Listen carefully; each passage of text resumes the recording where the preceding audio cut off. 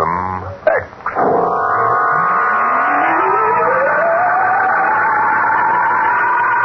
This is the story of the second expedition to the planet of Landro.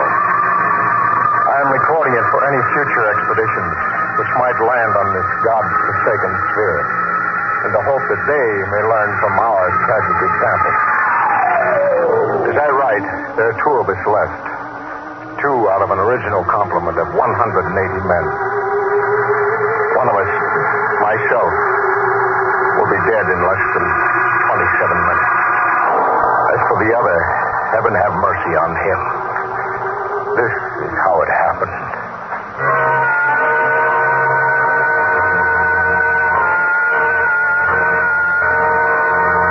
On June 3rd, 1997, less than 2 months ago, the last of our supply ships blasted off Landro, headed for Earth. Well, there she goes.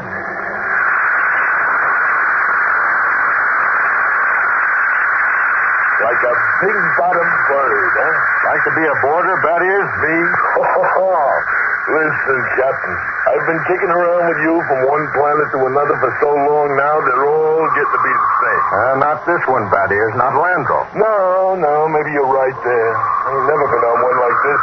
The cemetery, that's what it is, a big, cold cemetery. Them empty cities, that's what does it. Sitting there like they was tombs. Thaddeus, you're getting to be a poet in your old age. I ain't so poetic. I didn't remember to swipe a bottle of Irish off that supply ship. What? Right here. You know, Brady, if you weren't the best all-around cook and troubleshooter I ever shipped, I'd court-martial you. Well, since I ain't being court-martialed, how about we should open this Irish head tonic after supper tonight, right? Right.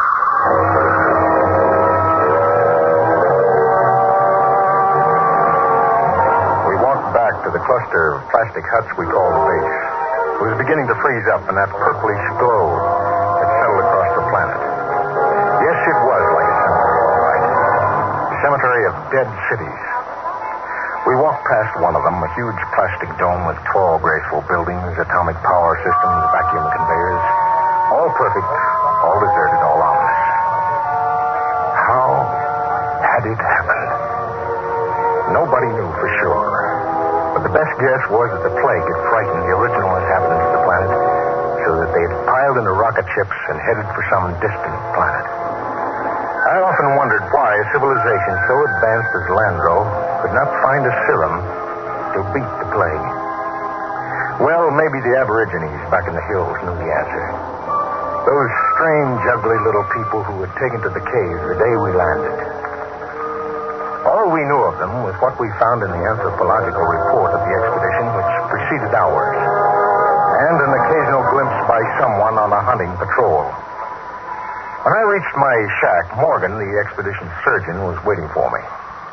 He was sweating like a pig, and it wasn't the heat because my shack was as cold as a grave.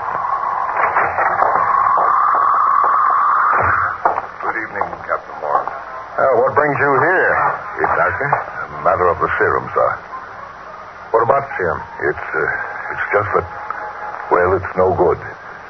No good? It's too cold. 10 years too cold. Didn't you examine it? Yes, I did, but, well, my eyesight has been failing lately. Well, are you aware, Doctor, that the last supply ship has returned to Earth? Do you know we'll have no more contact for 2 years? Well, I must have misread the label, sir. Dr. Morgan, just how long do you give us? Well, the present immunity will last a week or so, and then it's just a question of time until someone picks up the plague. After that, a month. 2 months at most. Do you have any thoughts as to how we might save ourselves? No, sir, I'm afraid not. What about the natives? They don't die from the plague. They must have a treatment for it. If they didn't, there would be no natives. Would you be willing to go on an expedition to the hills to find out? Right now, Captain, I'd be willing to do anything. Absolutely anything. I'm truly sorry, sir. You're sorry. Dr. Morgan, would you mind telling me how it feels to murder 180 men? 181? Including yourself?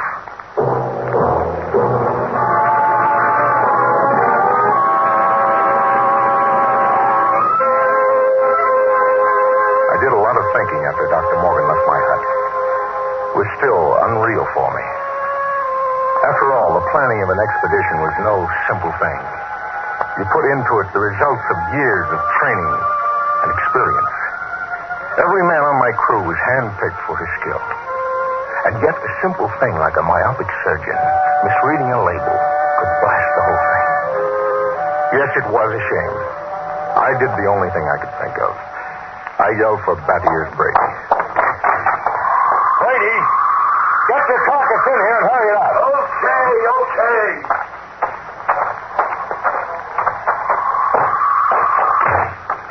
What's up? Sit down, Battier. You got trouble, Ira? We got trouble. What?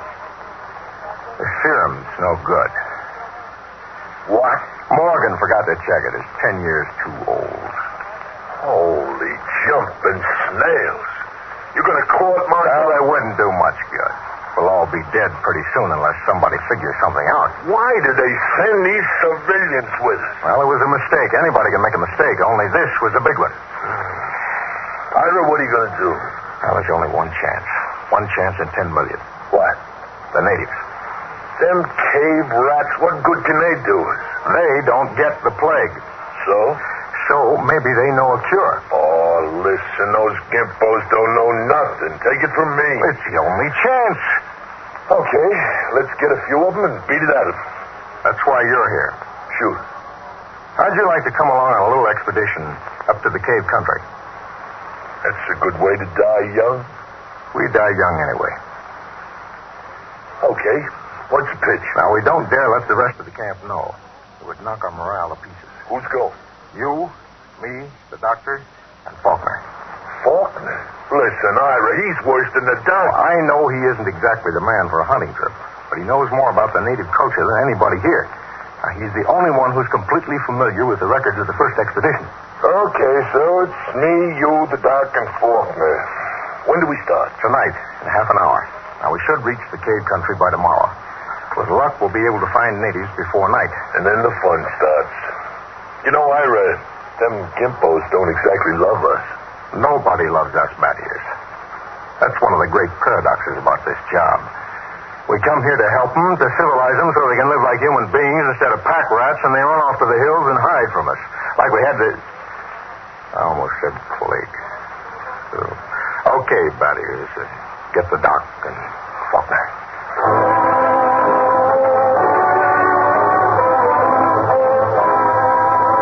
Benny Faulkner's body was small and consumptive.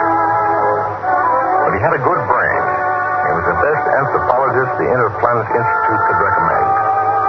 He and Dr. Morgan were the only two civilians on the expedition. The rest of us were all Army or Space Patrol. And we hadn't been marching very long before Benny's frail constitution began to show signs of wear and tear. Got it, Benny. It's nothing. Just the dust. I'm allergic to dust. You hear that, Ira? He's allergic to dust. We better call off the expedition, huh? Easy, Battiers. Yes, sir. Want to rest a while, Faulkner? It's okay. I can make it. Well, we should be in the cave country in an hour or so. It'll be daybreak then, and the going will be easier. How about you, Doctor? I'll make it. Okay. Let's go. Ira, What is it? don't look now, but very slowly turn your eyes to the right and look behind that big yellow rock. Okay. You see anything? No. Keep looking. Don't stop walking or let on. Okay. There. Look like a shadow or something. One of them gimpos. Been following us now for almost an hour, dodging in and out behind rocks. I think there's more of them, too, but I couldn't swear it. Well, anyway, they know we're coming. That's for sure. What do you think? Should we bring one in? Not yet. We don't know how many of them there are. Just pretend you don't see them. And above all, tell the others to show no signs of fear. There's nothing will start these simple-minded cavemen like fear.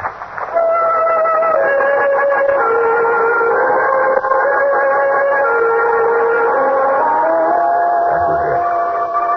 The manual said under no circumstances shall a member of the patrol display fear before a native. The dignity of the Earthman must be preserved at all costs. Walk erect, Be firm but just, and do not allow the native to feel he is your superior. It was a good rule, and it always worked. Just before dawn, we reached the cave country. We were tired and hungry, and we stopped to cook some food and rest. Everything was quiet. There was no sign of the Gimpo, as Battiers called him, until...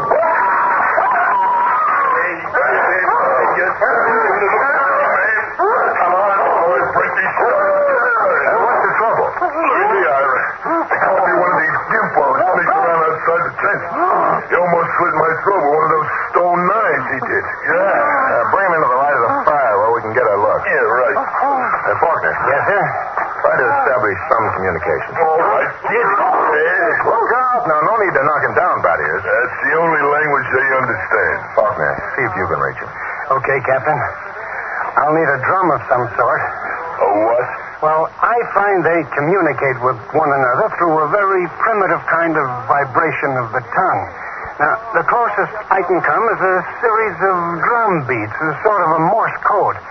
The psychologist on the first expedition had it worked out before he was killed by the plague. I've studied his notes, and I think it'll work. You mean these animals can talk to one another? I believe they can. At any rate, we'll have a chance to find out. Do we have something I can use for a drum? Oh, here. Take my helmet. Thank you, Doctor. Now, I'll tap it 4 times. That's a greeting of some sort. Oh, just a moment. Yes, sir? I don't want you treating this fellow like an equal. Don't give him the idea that we're desperate. Once they sense that, we're lost. All right. Here we go. Now I'll give him the helmet. Good. He seems to understand. What shall I ask him, sir? Now, first, tell him we come in peace. Reassure him that we don't wish to hurt him or his people. I'll try. He seems to understand. He wants to answer. Well? He says, others like you came to Landro. He must mean the first expedition. Go on. I want you to lead around to the subject of the plague gradually. Don't let on that we're desperate. I'll do my best, sir. It's a strange sight. On one side of the helmet crouched little Benny Faulkner. Across from him crouched the Landrian. A humpbacked, gray little creature with an enormous head and those soft, lavender eyes. I'm setting forth in this narrative the transcript of their conversation as Benny Faulkner later transcribed it from the best of his memory. Faulkner, we come as friends. Natives. Why? Faulkner, we will help you to rebuild your cities and make your machines work again. Why? We want to help you to enjoy the benefits of the great culture which once thrived on Landro. Why? Because we want to help you. If we ask you not to help us, will you go away? We stay for your own good. We have helped many others on other planets. How? We teach them a better way to live. Their way of life was better than your way.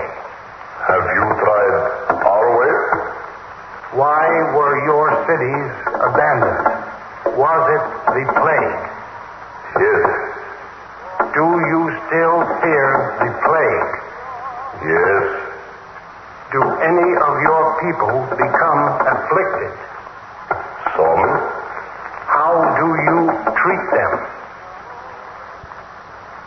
How do you keep the plague from spreading? Do you have a cure? How can we find a cure for the plague? Go among my people. Will we find the answer among your people? My people have the answer. Will you tell me the answer? Go among my people. The drum beats ended. As far as the Landrian was concerned, the conversation was ended. He rose to go, and Faulkner stepped from his path.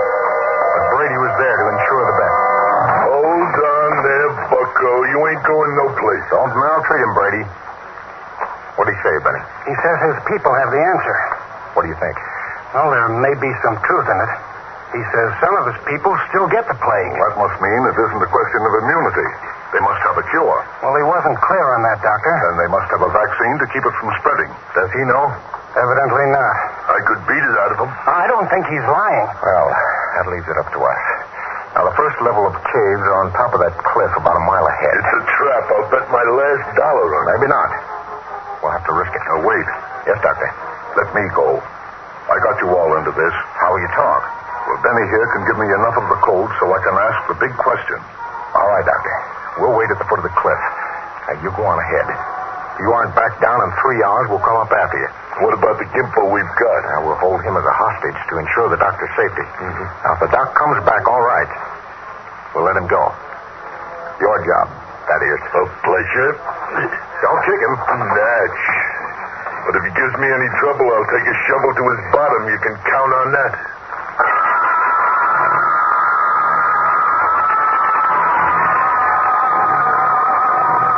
It took Dr. Morgan about an hour to pick his way up the side of the cliff to the first of the openings where the Landrians lived. He waved to us before he entered the mouth of the cave. And we waved back. Then we settled down to wait. It was a long, long wait. 8 o'clock. He's been up there more than 3 hours, Ira.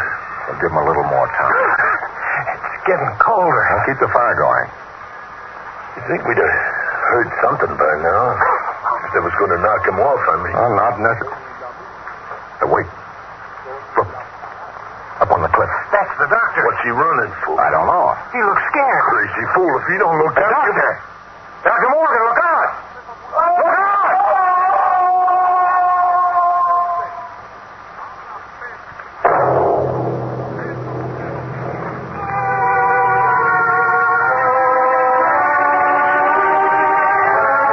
We found him at the foot of the cliff, crumpled and broken. We never knew why he had thrown himself off. Scrawled across the pad he had taken with him, on which to make notes concerning the answer, was a single word. The word was courtesy. The expedition was a failure. Okay, that's it. I have to head back for camp and just wait and pray. Not just yet, Ira. Okay? What's on your mind, Battier? If it's all the same to you, I'd like to take the Gimpo here out behind the rocks and have a talk with him. Okay, Ira? What do you think you'll accomplish? I don't know. Just a quiet little talk. No violence. No violence. Just a real, earnest type conversation. Okay, Ira? It was one of those decisions a commanding officer dreads. 180 lives against the chance that Battier could persuade the little gray man to give an answer he might not even know. I nodded, and Battier took the little native off behind an outcropping of rock. He's back in 15 minutes, dripping with sweat. Well? Let's go, Ira. Nothing, huh? But nothing. Is he, They ain't made very good, those little gray people. They come apart too easy. So, let's go, Ira. All right. Hey, Benny. Hey, Benny. What is it? I feel kind of sick all of a sudden. He's got a weak stomach. Dust allergy. Hey, wait a minute. What is it, Benny? The back of my head. Dull kind of pain. Stick out your tongue.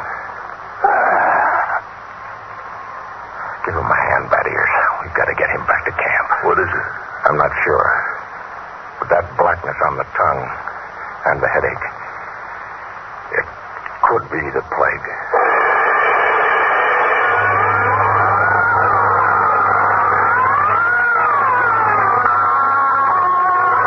By the time we got Benny Faulkner back to camp, he had the red spots on his body. And then the fever began to rage.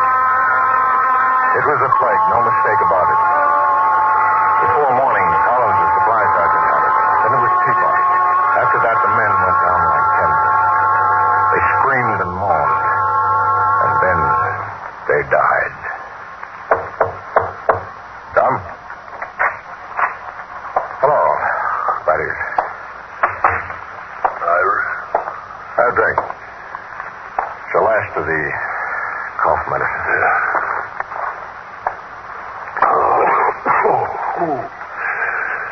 Tired.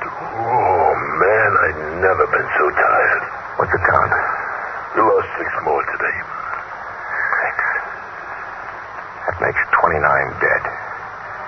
29 in less than a week. Them stinking natives, they put the whammy on it. I take it easy. Easy. I'd like to take a machine gun up to them hills and knock off the whole bunch of them. How's Benny? Now, that's the funny thing. I went into his tent this morning figuring sure he'd be dead by now. Instead, I see his fever is down a couple of points. That's amazing. Usually gets him in a matter of days. Faulkner's been hanging on for weeks now. Well, keep an eye on him.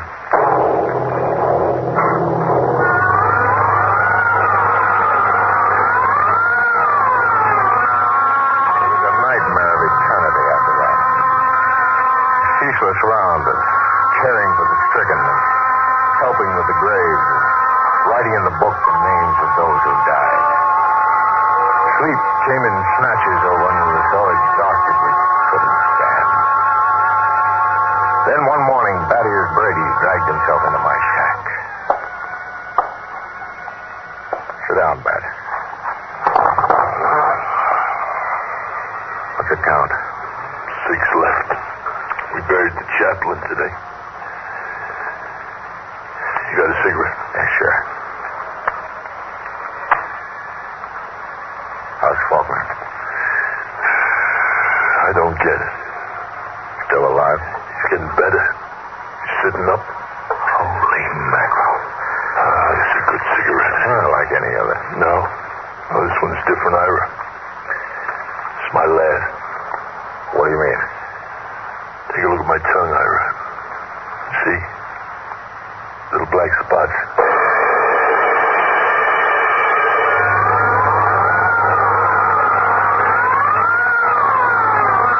Somehow, I managed to get him into bed. He was already raving when I gave him the last of the morphine. It was incredible.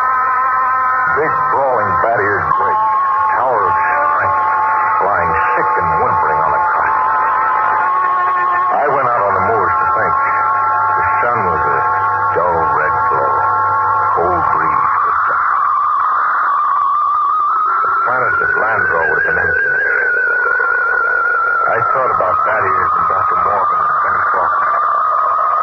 Why should Faulkner, of all of us, recover from the plague from which no man recovered? I turned and went back to see Benny Faulkner. Hello, Captain. Hello, Benny. How are you? It's good. Got up and walked a couple of steps today. How goes it? Brady's down. Oh. Listen, Benny. There must be some reason why you survived the virus. Well, how about you? Why didn't you ever even get it? I give it time. What can I do? I want you to tell me everything you know about yourself, everything you can remember. But why? Because somewhere in your makeup is some little thing that makes the difference. At least I can leave a record for any future expedition that comes to Landro. Okay? Okay, Captain Warren. Where do you want me to start? At the beginning. Now, I'm going to take notes. Well, I was born on the 2nd of July in 1971. My parents were ordinary people. My father...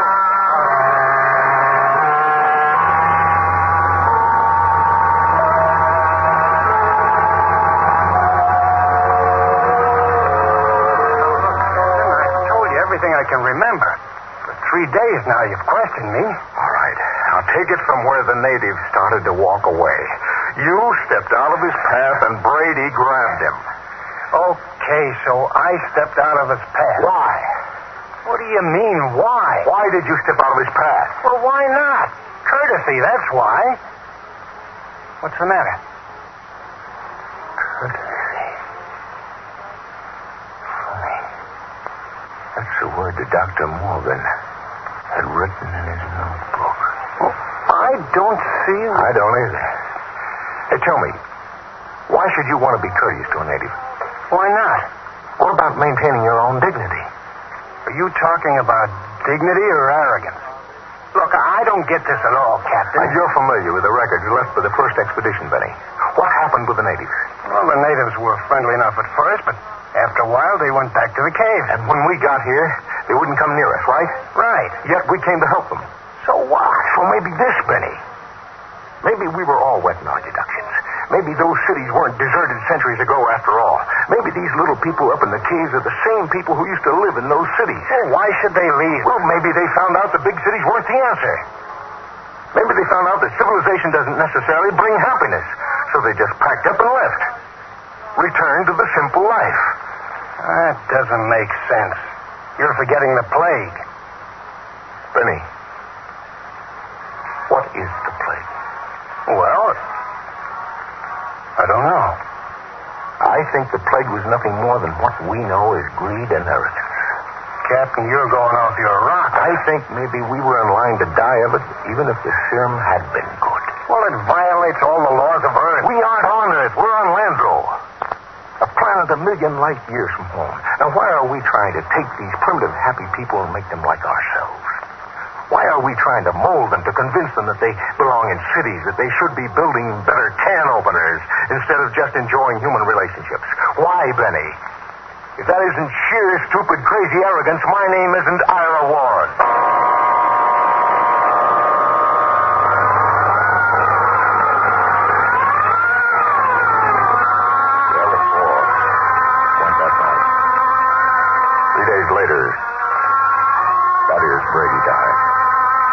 In his delirium, he was howling about how if he could just get his hands on one of those stinking natives, he'd wring the answer out of him. After I buried him, I went back to Benny Faulkner's tent. Faulkner was getting out of bed as I entered. How is he, Captain? I just buried him. Holy Mother in heaven. That means two of us. 2 out of 180. Not 2. Just 1. Oh, but you're all right. I have a headache. I'm beginning to sweat a little, too. Well, can I help you any? No, I think I'll go back to my shack and finish writing the report. Well, maybe it isn't the plague. No, Benny, I've seen it too many times. Kid myself about it. Look, Captain, you don't believe that junk about courtesy, do you? I mean that stuff you were talking about the other night? That's a lot of nonsense. You must know that. Holy mackerel, Captain. You can't believe it. You can't. Good night, Benny. I think I'd like to be alone for a while. Okay. Good night, Captain Warren.